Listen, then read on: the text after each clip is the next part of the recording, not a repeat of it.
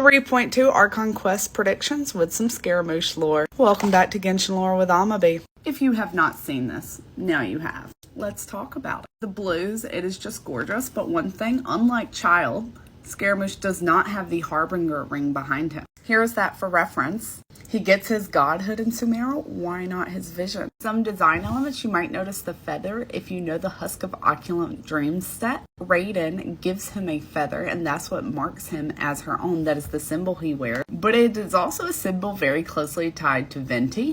And I love this idea of Venti calling him one of his own. His hat is really gorgeous. It looks like a flower and you can see flecks of light. I really want to know more about that. I want to know about this lock thing on his chest. That's really interesting looking. A lot of interesting design motifs. I can't wait to get the 3D model. But what is happening to get us from here to here?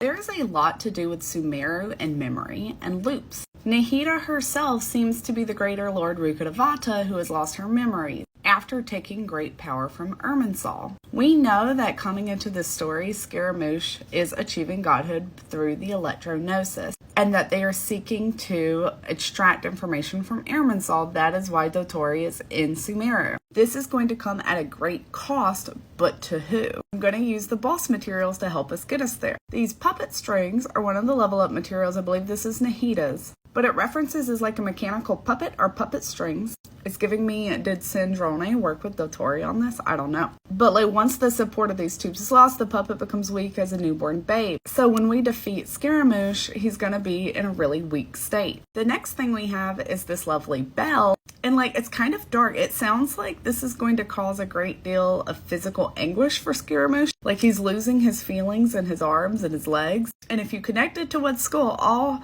hatred, pain, madness, pride, none of these will be washed away. So it's preserving his negative emotion. This mirror is perhaps the most ominous. It looks like the Electrovision. And it goes on to say it's sacrilegious, basically. What I really want to focus on is this last line: dreams shall be overturned, desires shall be cut away, and karmas shall be reset. When I saw karma, my mind immediately went to Zhao, because we have the concept of karmic debt from Liyue. And so I'm wondering if Scaramouche somehow carries his own karmic debt or something related to that. Or if they are talking about literal wiping of his karma. He is going to lose his memories, which seems to be a popular fan theory. And that would make sense with him no longer being the balladeer, with being Scaramouche. But looking at this smile, you cannot tell me this man loses his memories. So I propose that he is going to, in his weakened state, connect with Irminsul and choose to undergo this. And who else to grant him freedom than Venti? I'm out of time. Part 2 soon. When was better to give Scaramouche this freedom than Venti? Venti does not give the vision. It's not what I meant. Calm down. When I remember Venti's story quest, one of the things he says is he was once just a wind sprite. He wasn't the god of anything.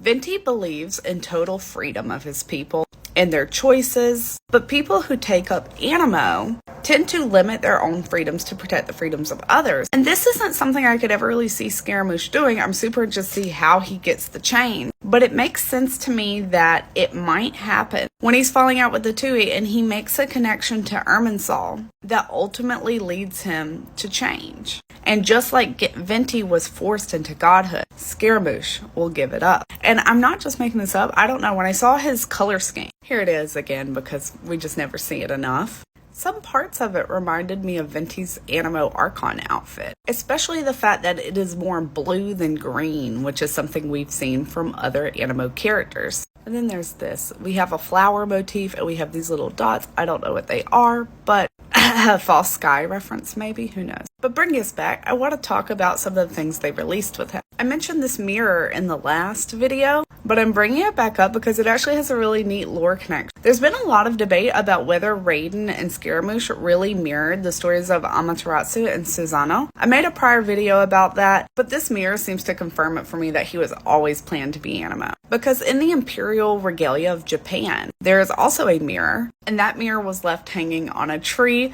to lure Amaterasu, who Raiden is likely based off of, out of a cave. Out of Euthymia, maybe? So I'm wondering if this means we might get a taste of Raiden and Yae in the upcoming story, if this is going to lure her out to talk to Scaramouche. At least maybe in the story quest, at the very least. I personally hope the story quest is us going through his memories in Irminsul, or some kind of walk through memory lane that's going to give us some hints at the Harbingers and other things. But I realize I may be asking for too much. But I'm hoping, because since it says Eons Adrift, Is that a hint? Tribulations, unkillable, trials, unknowable. As the viewer, I want to know. Another cool fact I want to bring attention to is the Latin released with him. I'm putting the name here, but it means foreigner. It is a philosopher who settled in Greece who set himself on fire during the Olympic flames. We saw Irminsul on fire. Is there a connection there? Scaramouche, please don't dazzle yourself. Also, I'm going to throw this up on the screen. It's from the Genshin Instagram with more story on him. Get your clear mode out, screenshot it. Now let's talk. Scaramouche seems really focused on not having a heart. I think he may have had a heart all along, and Kusanali's going to help him get there. We don't know. That's enough prediction. I'll be streaming the whole quest, night of release, notifications, and Discord. See y'all there. For now, thoughts and comments.